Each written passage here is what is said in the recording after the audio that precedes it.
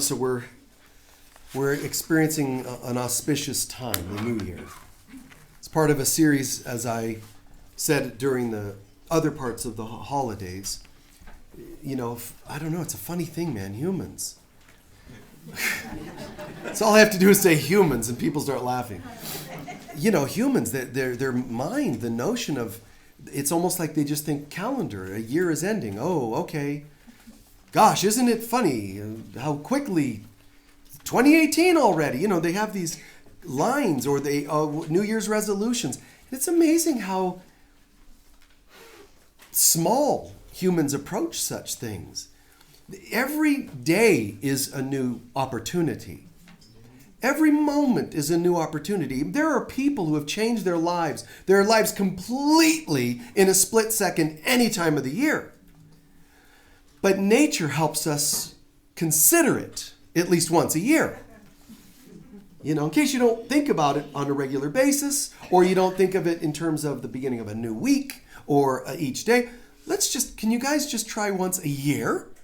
We'll make everything come around. Again, and we think it's amazing because we're like, it's amazing how the solar system works and we rotate around the sun. In a funny kind of a way, there's a bit of humor to it. It's like spirits going, I'm going to make everything come around again and again. You know, we marvel at the rotation of the planets, but there's a little bit of funny humor to that. You know, because it's like everything just again and again. Didn't we do this before? Hasn't it been spring before? You know, in heaven, we don't have marks of time, measurements of time. So in one respect, yes, you can look at it and think it's a marvelous thing. But in another respect, every one of these cycles that come around when you say, God, here comes another relationship. I mean, why is it starting to go a little wonky on me? Or why am I going through this again? The again word, it's like such a sad word for some of us. Again, you know, it's like a naughty word. But the things come around again only because there has to be something left over to come around. It doesn't come around again if you completed it before. It wouldn't come around again. So all of our experiences are, yes, they're cyclical. They come around again, but it's not necessarily supposed to be something that haunts us. It's supposed to be new opportunities. But just to be quick with this piece, remember that the new year, and I promise you this coming year, if you'd like a new year, I could ask for a raise of hands, but clearly most everybody would raise their hand. How many of us want to have a new life? How many of us want to have a better year next year? Even if you had a good year, ready for the next. Are you ready for better? Yes, everybody. Okay, well, here's the problem. You can only have a good tomorrow contingent on how well you died yesterday. If you're still carrying stuff that you can't say goodbye to, how can you expect a really free tomorrow? You know, it just doesn't make sense. There's a tarot deck called the Osho deck. Yes. And one of the cards, a lot of people don't realize it, if they pull that card, shows this child at a gate. And when somebody gets that, they're like, oh, and they'll show it to other people in the room, you know, during workshops, we've done that. People are like, oh, the card, it's an inner child. You're locked in, you're in prison, you know, and they show you the lock and the gate, you know, and the chain and whatever. And the child's just looking, and they're always interpreting it like it's looking out into the life you would like to have. It's looking in maybe tomorrow, but you feel chained up, you feel kept in and captive. Oh man, a lot of us relate to that card and it's sad, but most people don't notice the lock is unlocked. You know, and it's like, out, go, you know. Most of our imprisonments that other people may have helped cause us in yesteryears, strangely are still now self-induced. Whatever we were told or thought or whatever, shames, you know, we took them on. And we're like, you know, well, I can't because, you know, whatever it might be. You know, I remember, I might have shared this story once, but I remember one time meeting somebody that was my age. This was around high school at some period. And it was like I was with my dad and he was introducing me to somebody. And this person had this, a child my age, a young person my age. And there was a really clear connection, like an attraction we had to each other. And still, in my mind, I knew I better just turn and go the other way. instead of saying hi or getting to know the person and all that. Because in my mind, the life I lived as a kid was like that, like behind the gate, like might as well not make friends because I'm on this side of the gate. It'll only lead to my feeling hurt later because I'm not allowed to go out and play. I know this sounds really kind of weird and melodramatic for a nice New Year's kind of thing, but just bear with. My point is, I was living under this program or pattern that was not available to me. Here it was, my heart was like, wow, what an amazing connection feeling. The eye contact and the smiles and the laughter, even if it was just because we were young people going, wouldn't it be nice to meet somebody we can connect with?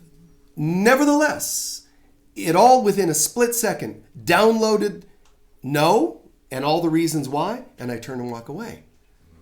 We lose opportunities like that without even knowing that we're thinking those thoughts. That's the problem. We're so unconscious, we don't even know we're doing things like that.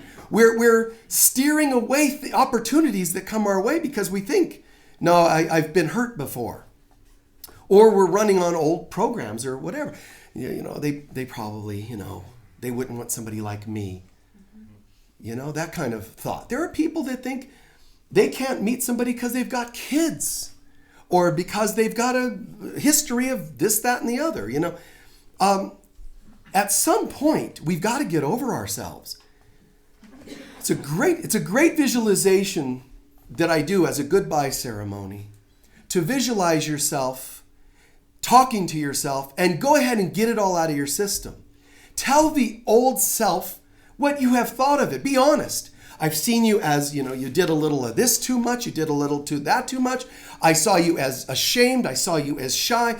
Tell the human you all the things you have thought about it, which you're not going to want to admit, but just get it out.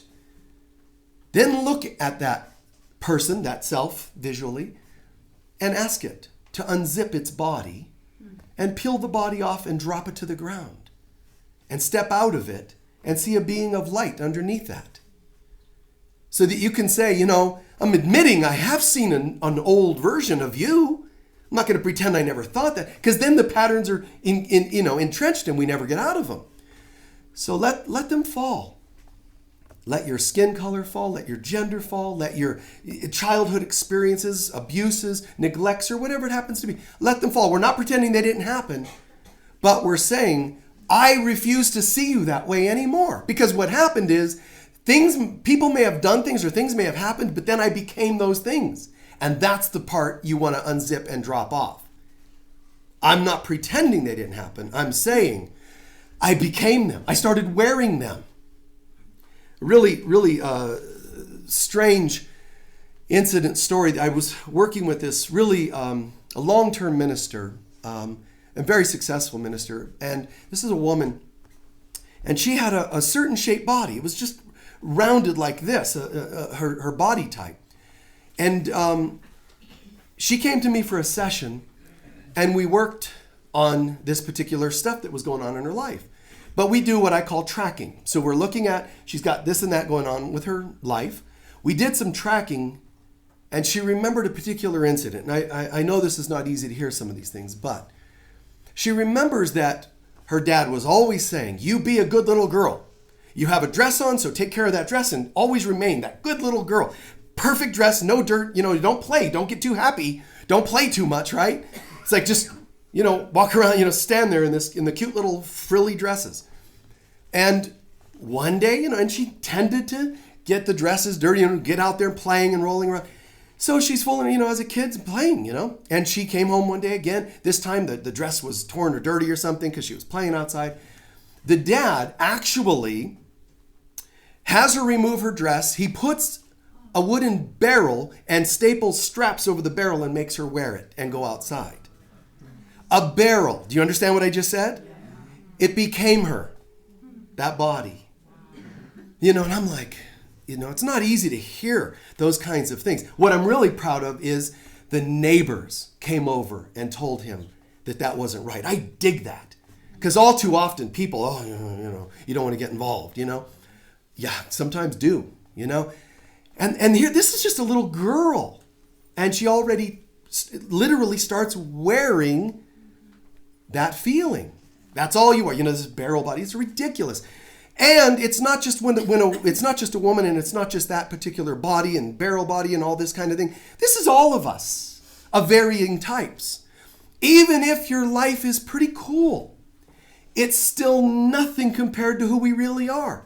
They're still just temporary little images. Even if you go, well, not me because I'm successful. Success cannot be measured in comparison to what heaven's got in store. I'm not giving you the fundamental Christian version of when you go to heaven. I'm talking about here, even here, living heaven consciousness.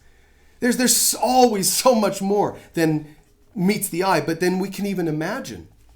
So we often think about this thing. So this woman, how do I heal this thing? Well, we look at it, we track it, we release it. And it shifts because we go to the consciousness, the soul. We shift that, and then her body, because her mind changes, the body can change. Now, here's the problem. So today I want to maybe address this concept of divine timing. Because people use that term in all kinds of walks of spirituality, divine timing. I mean, Christians might use it, New Agers might use it, but divine timing. And the thing is, a lot of us will just throw that word out there when we have no idea why something's taking so long. It must be divine timing. When something doesn't make sense in Catholicism, what you say is it's one of the mysteries of the Lord. You just say it's a mystery. That's what you do. It's a mystery. You just kind of blurt something. Some New Agers, it's UFOs. I mean, it's like, some sort of spiritual Tourette. You just throw out a word that, UFOs, Bigfoot. God, I'm having some leg problems. Oh, implant, probably aliens last night visited you. It's like everybody throws out something that's conducive to their system. So a lot of times we do this, divine timing. And there is something called divine timing. But there's multi-dimensions of what that means. And so throwing it out there flippantly doesn't really help anybody. Here's the thing. So when we want to create a better life like we would like for the new year, and if somebody's watching this 6 months from now, it doesn't matter, the end of the month to a new month, the end of a week to a new week, or any time of the year, when you want to create a new life, one of the cool things about that is that God wants it too. So God wants me to create a new life. Okay. And then here's what happens. The positive thinkers go, we'll hijack that concept. So when I want to create a new car, God wants me to have that new car. A new house, God wants me to have the new house. Curing an illness, God wants me to. So we put God and tell God, now, I have decided what you're going to do. Here's my list. So make sure it's done. If you're a God that you wants us to believe in you, make sure it's done. God's like, no habla inglés. We're not going to be understanding each other. No, that's not how this works. So we assign these things. Now some of them happen and we go, see that? Positive thinking worked. Children of God, see the reason God wants us to change our lives, it's not because God thinks our lives aren't very good and it wants us to get better. It's not like that because it doesn't believe in the world we think we see. God believes in our perfect, brilliant light. So when we say we're going to improve our lives, the reason God supports that is because in trying to improve your light, you're going to be using a divine power to make it happen. And God's happy that you're becoming more divine. It doesn't care that you get a new car, house, or whatever you were trying to manifest. It really doesn't. But it says, but I know you like that stuff. But I wish, imagine God saying, I'll give you all this stuff. That's fine. But God, I really wish you would know what's really important here. That you're becoming more of a divine being by using your divine creative power. But okay, get the stuff. Get excited about the stuff. And so behind our creation process, there are things that God is waiting for us to accept beyond the stuff.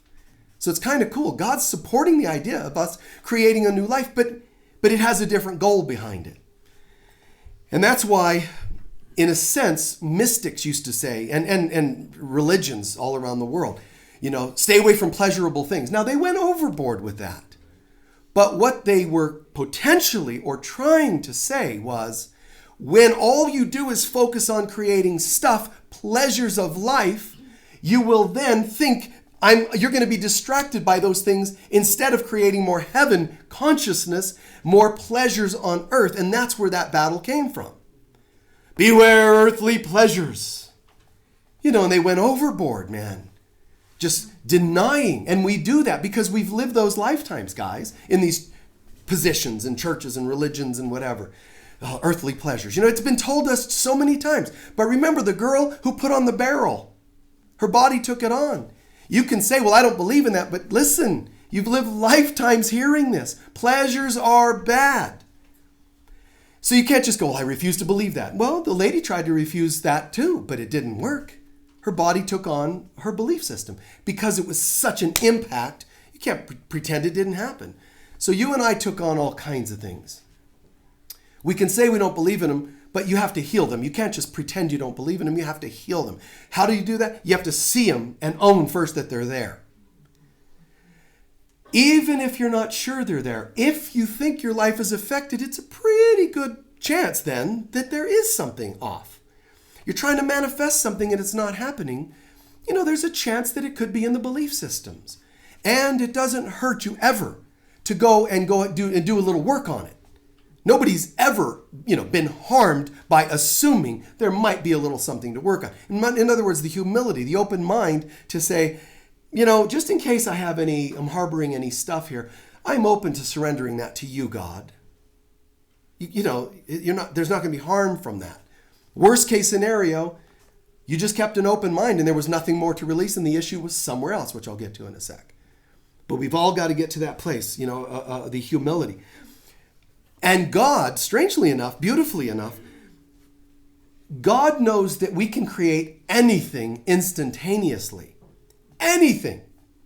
Like, instantaneous cures and healings, instantaneous manifestations of anything. You can manifest, a new house on a piece of property.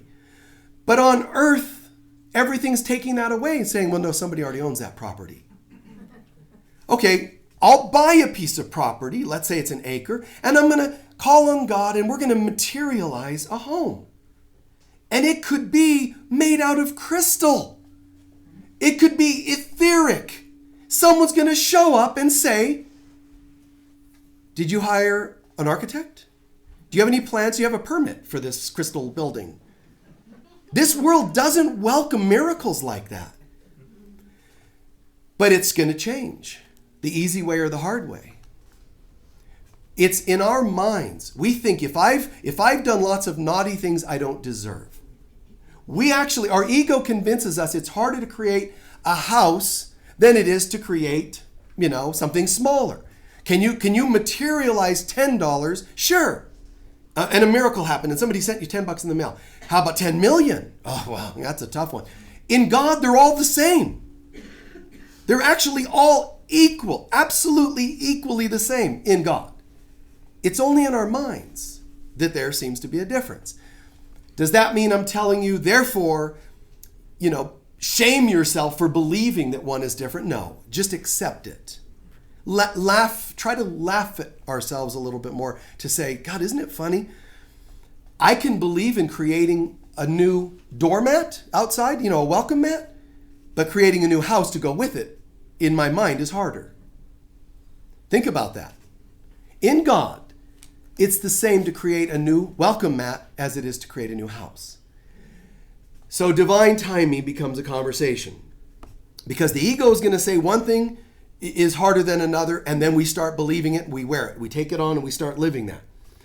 In reality, they're all the same. So I have to learn to say, I'm trying to create, let's say for a second, you're trying to create a new car, and you say to yourself, I really like these SUVs that are the multi-purpose vehicles or whatever they call those things, because I have to haul things around and all that. But gosh, they could be like 50 grand, let's say, and I'm only used to buying cars for a couple thousand. So to me, that 50 grand car might be completely out of my program.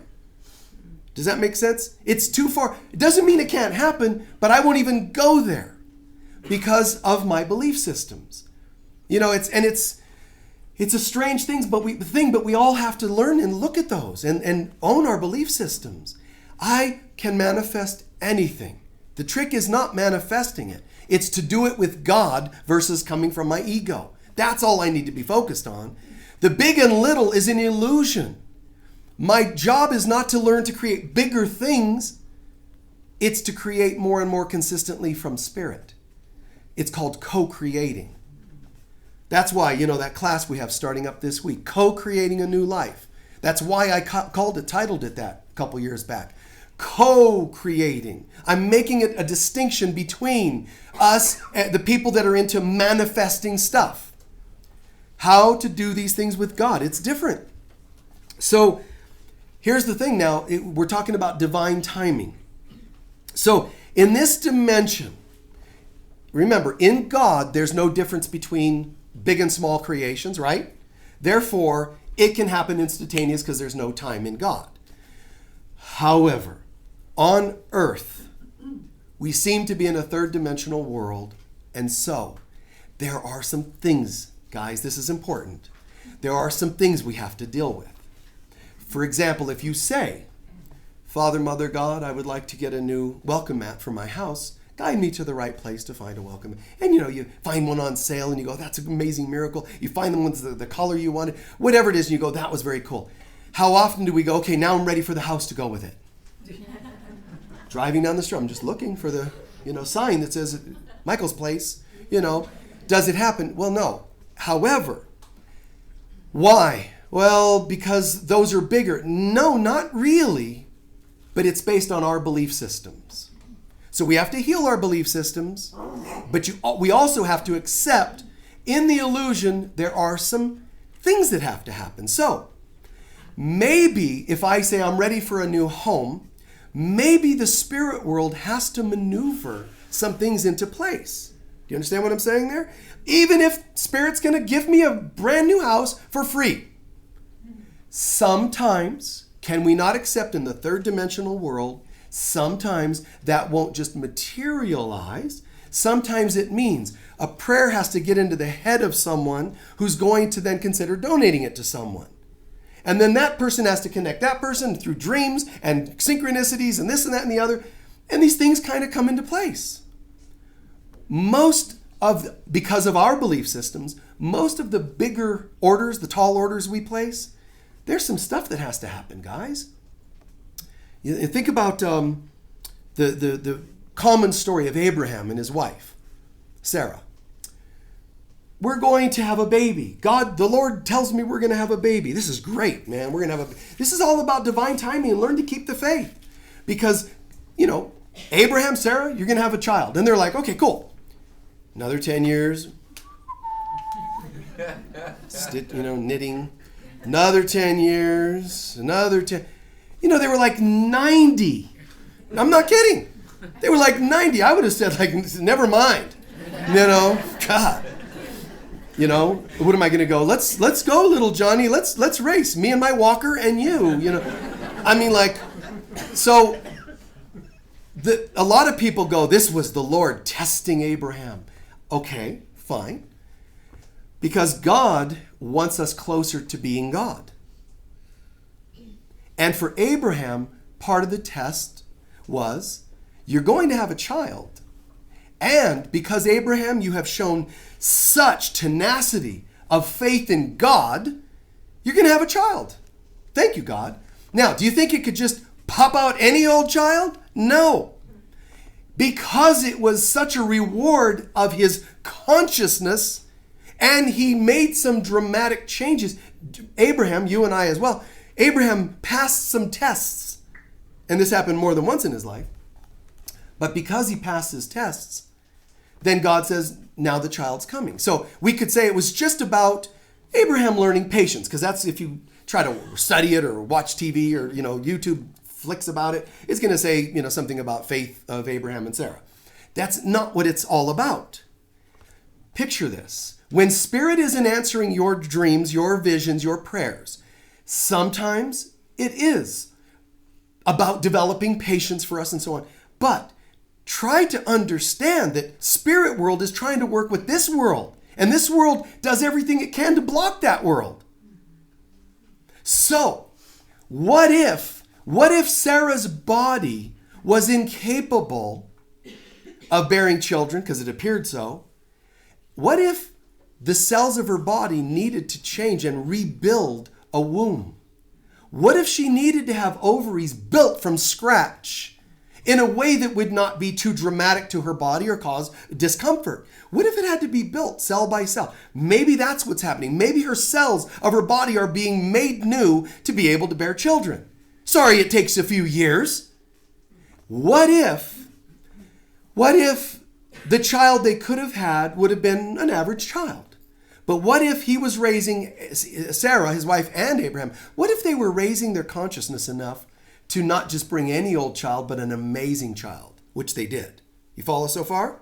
So now, what would have to happen? Try to picture this. Let's see. We put it in search, find, amazing child who's ready to be born around this time. On the other side, they go, we don't have one coming for 70 years. Okay, we'll line that one up with Abraham. Seriously, do you see what I just said there? Did you hear that? Spirit, what if Spirit's trying to get you what you want, but in an amazing version of it, and it has to get lined up? That's very cool. It's a drag to be on this side of the veil because you don't know all that. But it can only be that if something is right for you and you're calling for it from the God place, it can't be held back. Therefore, if you're going to if you're going to call for big things, you might as well accept that it's possible, not necessarily all the time going to happen, where you have to wait, of course. But it's possible you have to wait. Because if you're asking for big stuff, then it's possible big things have to be put in place. Does that make sense? And sometimes people deal with health issues. The great Edgar Cayce, with his 90% accuracy level with healing and channeling all kinds of things. John of God, an amazing spiritualist, healer, and all that. Even they, in their high percentile of success with healing, each of them at times told their clients, just go home and get your things together. Get your house in order. Which means you're gone. It's too far gone. Unless you happen to materialize, Jesus right here, done, healed, it's done. It's too far gone. Sometimes that's the case, guys. So it is true that the universe is going, okay, and this is what also is cool, is that you go, okay, I'm ready to create A, B, and C. This really a magnificent creation. And the universe starts moving in that direction. It doesn't always go zip. Sometimes it starts moving.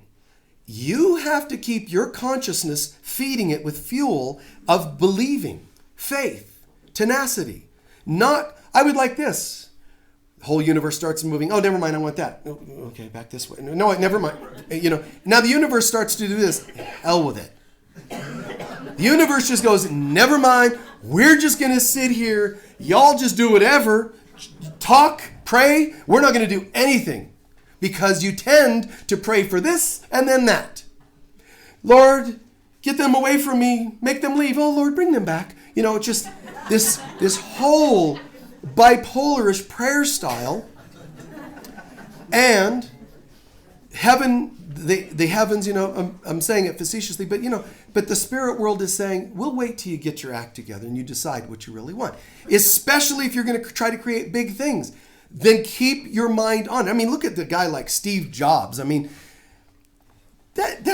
we think about, iPods, success. That dude failed just about in everything until he didn't. He got some visions in a meditation at a Buddhist retreat. He had visions. He had all kinds of metaphysical experiences. This all should have worked. Instead, he almost went bankrupt. And who bailed him out? Bill Gates, that people think was his enemy. Had Gates not written him a check, we wouldn't be using iPhones. All right? But who knew that these guys that sort of ripped each other off a little bit, ideas, and became competitors, who knew that at the end of the day, this one was going to bail this one out like a healing, And who knew that when this one passes away, that this one would be filmed in an interview crying at the loss of his competitor underneath it, because they were friends, underneath it. Who knew that there were these other mysteries and things working beneath the surface for a greater good? So when you're going to say, I want to create iPhones or whatever the heck Jobs had in his mind, the concept of Apple, he knew. He just said, I knew it. But one of his things he's always said was tenacity. If you don't have tenacity, don't even bother trying to create anything. That's a human term for what I'm saying. Faith, guys. Faith. Know this. However, if you start putting in there that you're ready to experience healing and you're already 1 foot in the grave, sometimes it doesn't happen. Is it lost? No, because the consciousness you started putting into healing will carry with you to the other side.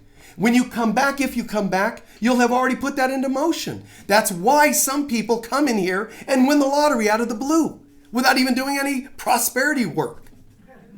Because it's something they've put into motion somewhere else.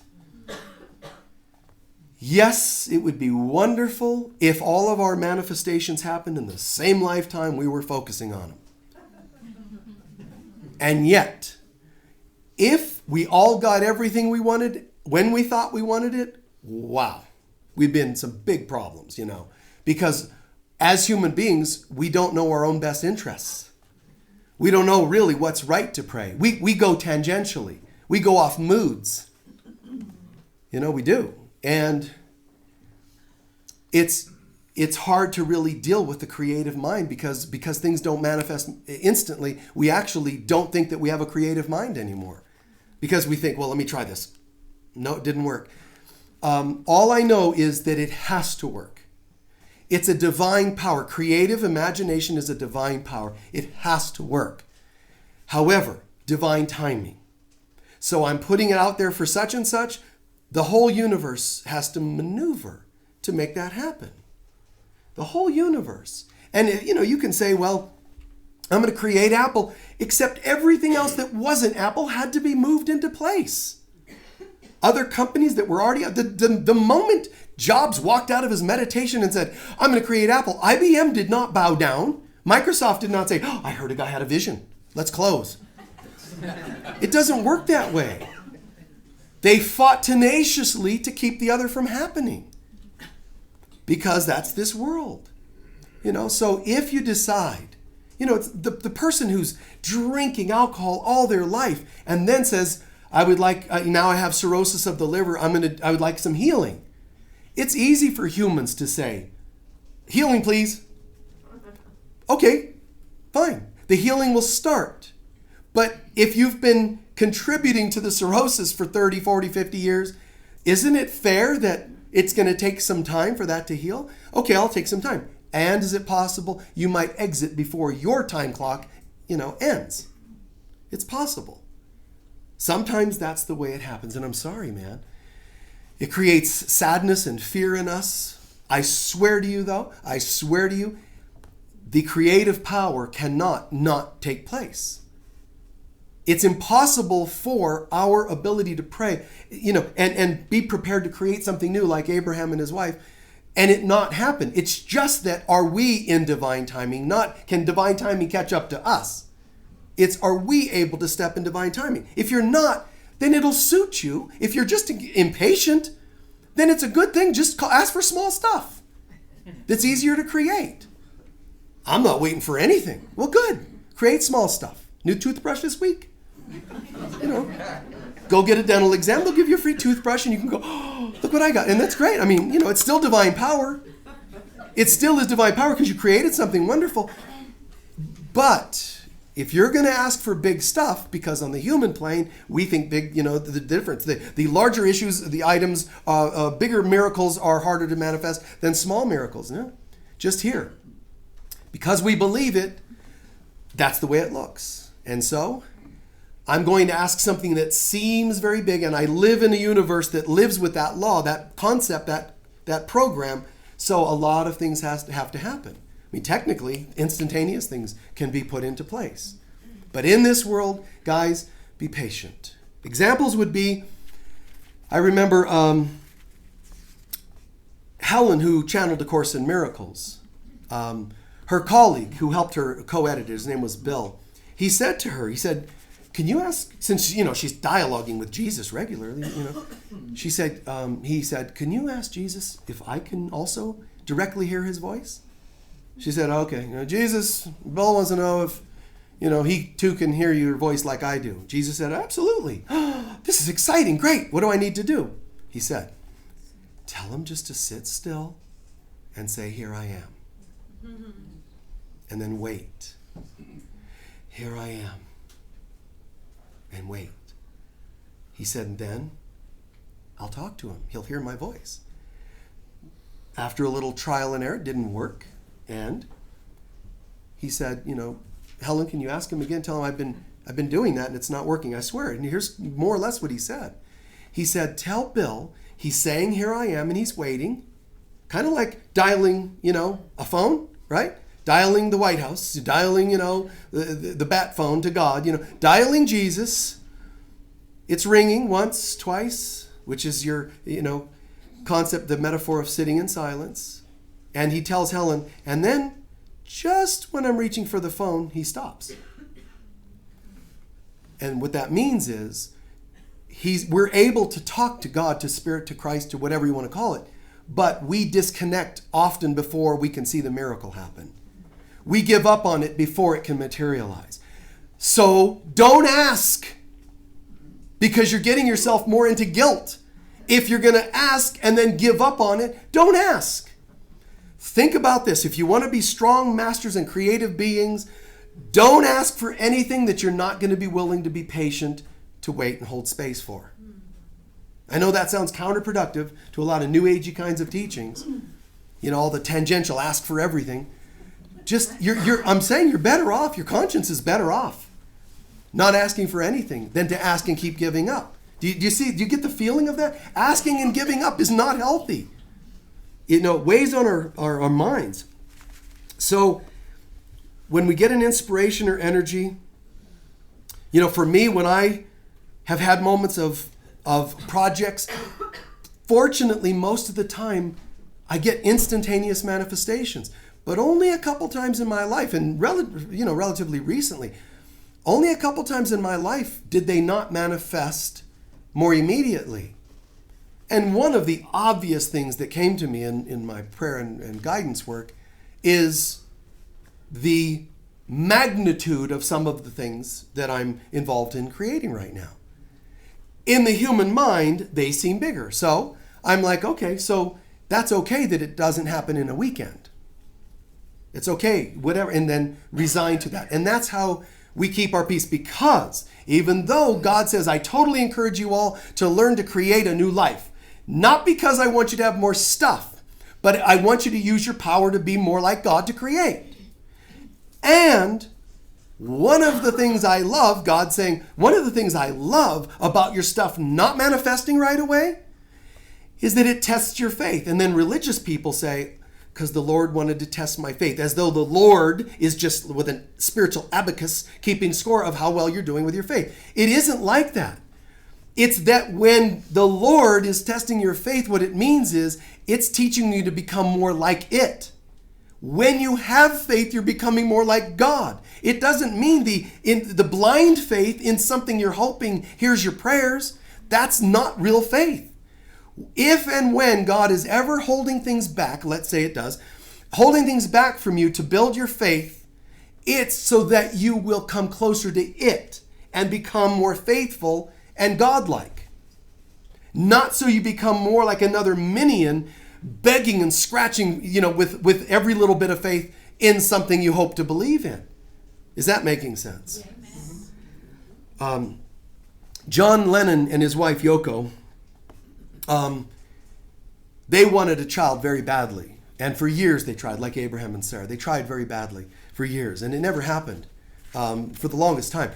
And, they looked into it and got some guidance, and they had been into heavy drugs and so forth. And so health specialists told them, in her particular case, she's not going to have children because they've abused their bodies, and their health and really heavy drugs. So they went and spoke to an acupuncturist. And the acupuncturist said, it is possible. They read them, did all the wonderful work they could do, the masters at acupuncture.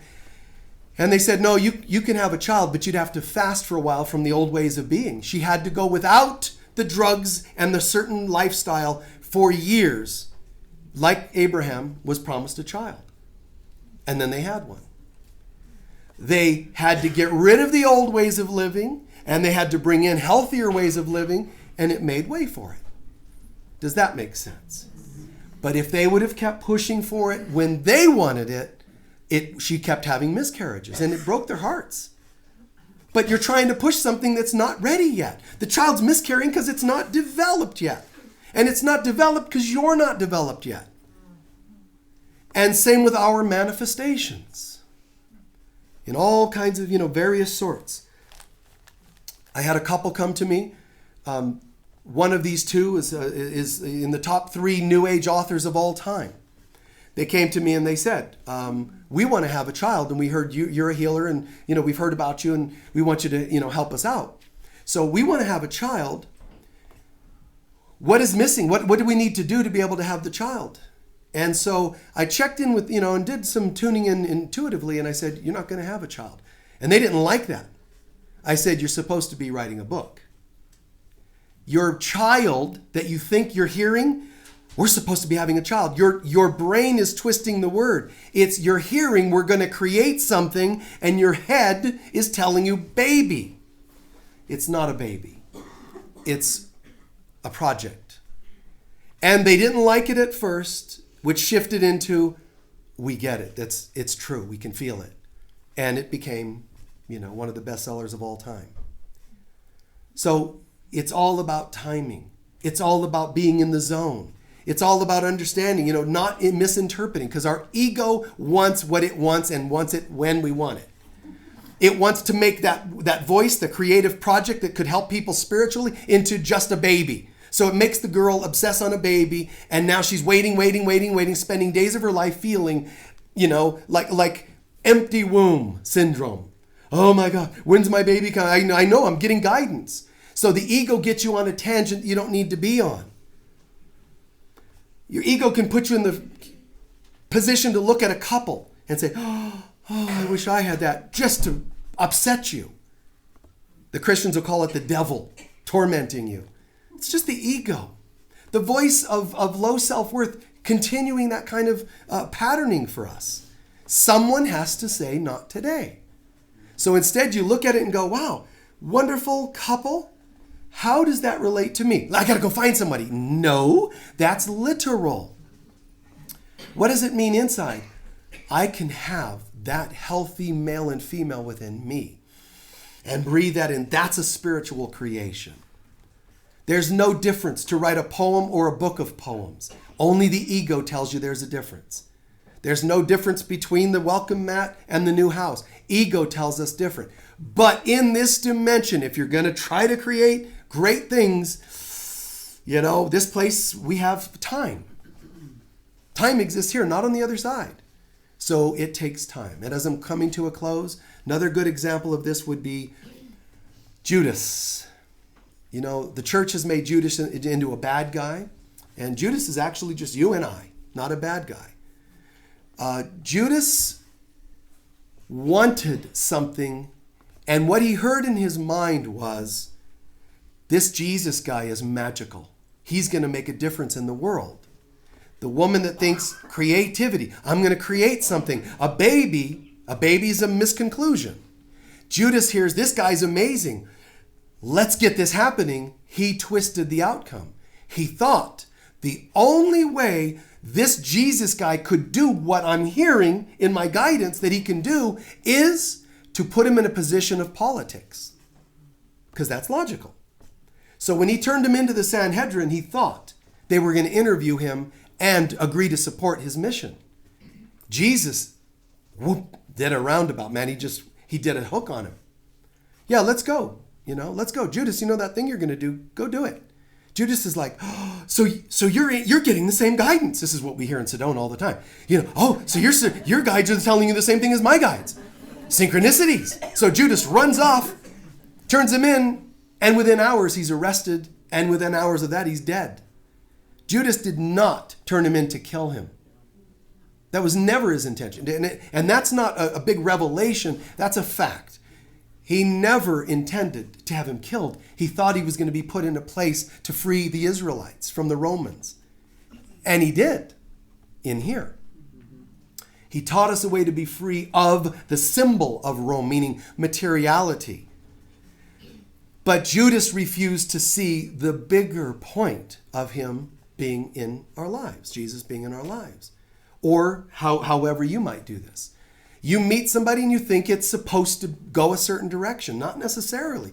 Or you get an idea, an inspiration, you're supposed to write a certain book.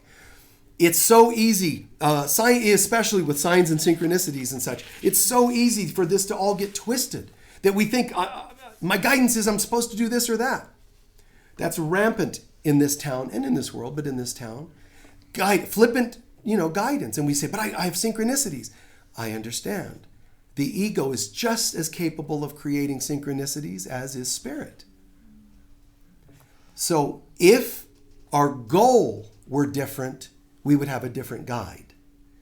It's hard for the ego to keep hijacking your guidance if your goal is something spiritual and love-based. If it's something material, the odds are greater that the material-based ego can get involved with its voice. The more it's an intention of goodness, the less the ego, and the ego will still try to get in there, but it's just more difficult. So it's hard for us to make that shift in our lives, but it's a miracle. If you're making a living a certain way, if you're a channel, and all of a sudden you realize, God, my ego's been infiltrating my channeling, my healing work. It's hard to say, I'm going to give up the fame and the money and say, that my ego was infiltrating. A lot of channels end up with their ego hijacking them. But you got to ask why. Because you're vulnerable. So as I was saying, as we're going towards a close, this is the important thing I want to share. The channels and a lot of people, because you're susceptible to being misled by your ego, for all kinds of different reasons, but we're susceptible to that. But the more you are sort of weak-natured, if you have really bad boundaries, psychological boundaries with people in your life, if you have weak boundaries, if your energy field, your aura is weak, beat up because of abuse or addictions, your aura, if your energy field is beat up, if your boundaries, psychological boundaries are weak, and if your kind of your spiritual core inside, your backbone is weak, entities, your ego and all kinds of things will mess with your mind and lead you into being one of those channels that slip up and use people or give messed up information.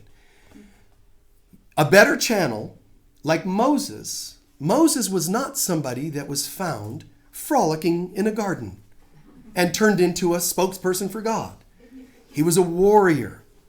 If any of you want to be a good channel and a safer channel, you have to build some tenacity inside. You've got to have some warrior. Because even when entities mess with you and you're the type that says, not today, they're like, geez, this guy's got some attitude. Let's just back off. You've got to have some warrior in you. And if you rely on a channel, that's great. But they need to have some tenacity, some conviction, and some core inside to know that I can trust them. And that means, I would rather trust a channel today that was a warrior in another lifetime than one that only did artsy kinds of things. Because it means I'm just so open. Yeah, unfortunately, to just about anything. It takes tenacity. So trust yourselves. Call in God for that strength. Call on God for that.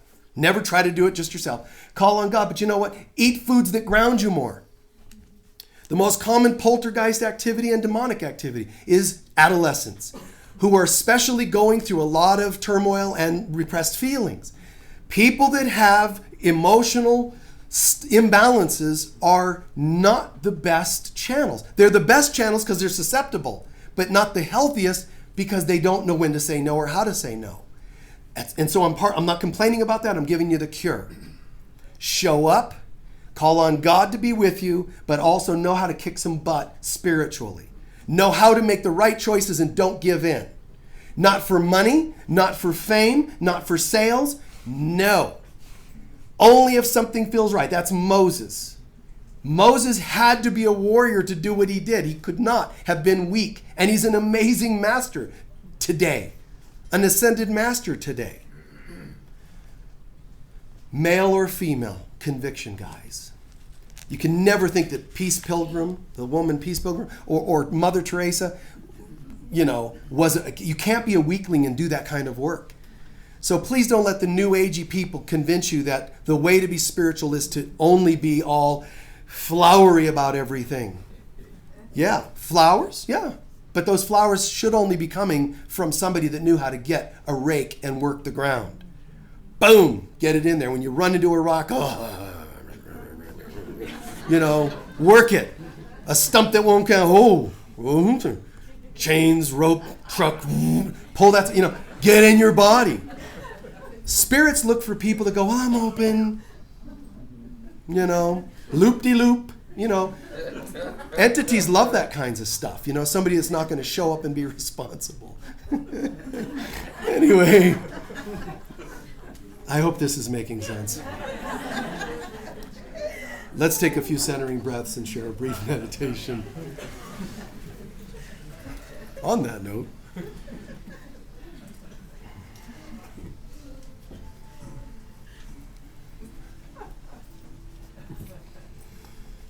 it's okay, good, laugh, get it out of your system. Laugh at some of that, cry at some of that, whatever it brings up.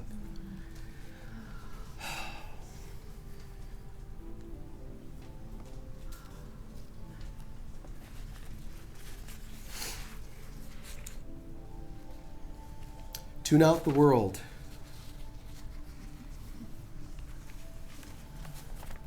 Tune out the world. Just center in.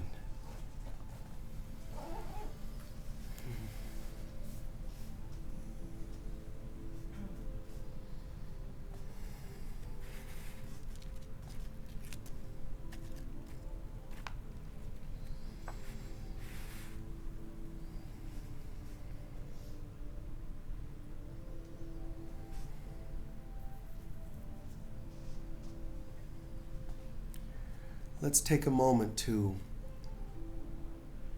share a brief self-inventory. Let the Divine Mother nurture and help us through this process. Let the Holy Spirit guide us, not our heads. We call upon you, Divine Mother, to show us, reveal to us that which we need to work on in this process. And in this moment, before we walk into a new year, we first are choosing to say, help us, reveal to us any times in our life where we did have an inspiration and we hung up the line, hung up the phone before it could come into manifestation.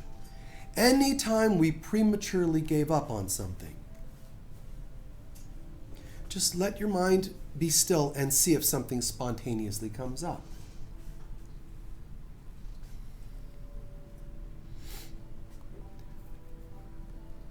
But it's important to know the difference between what ego-based things were not for our highest good and they were right to let go. So in this moment, let Spirit show you to help you discern. Some things they were right to let go, and some things I gave up on them prematurely. See what they were, not for the purpose of feeling guilty, just see what they were.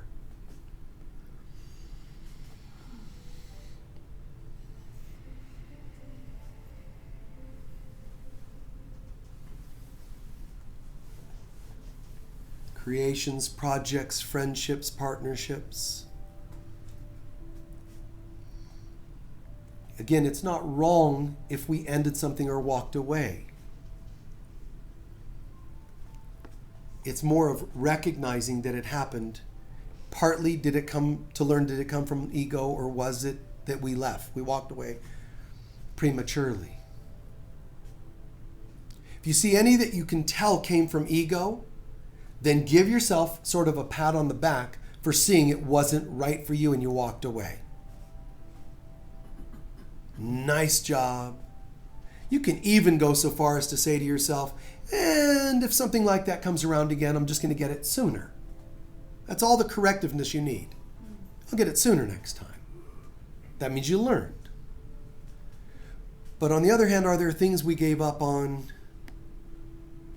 that could have been manifested, but we're the ones who didn't stay tenacious and stick to watering and feeding those seeds?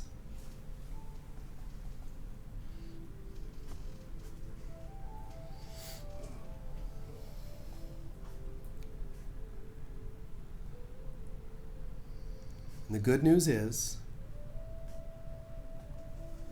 as we end this year, we do not allow those things that ended potentially prematurely, we do not allow them to become sort of miscarriages. Instead, we're going to do what a woman's body tries to do. When she miscarries, her body is also trying to strengthen so she can eventually be strong enough, healthy enough to carry a child all the way through manifestation. Her body's trying to prepare itself. And sometimes it miscarries, but often it's just trying to strengthen itself for the next time. So it all recycles. So in this moment, whatever, not just individually, but collectively in this room, whatever might have been walked away from prematurely, we do not allow this to become a leak in our life. We instead surrender it to the heavens. We give this to you, Father, Mother, God. No longer is it something I could have, should have, etc. done. It's something released so that it can recycle and come back as a new inspiration. What form? I do not care. I'm open. Release that relationship, release that job, that project, that whatever it was, the painting, whatever it was, so that it can recycle and come back fully and strong like the child you ultimately were hoping for.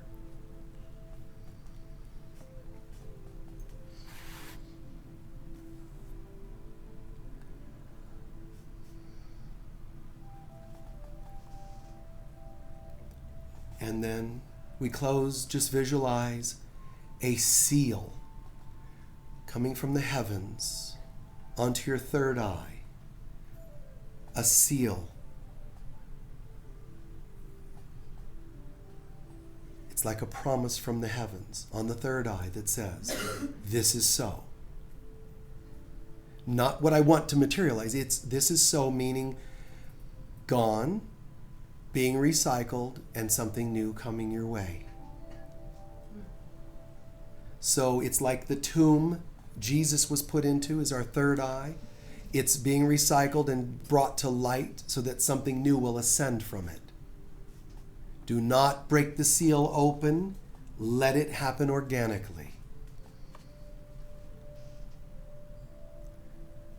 And so it is. Keep your eyes closed for just a second. Just gradually stretch out. Don't go right to open eyes and moving a lot. Just kind of acclimate.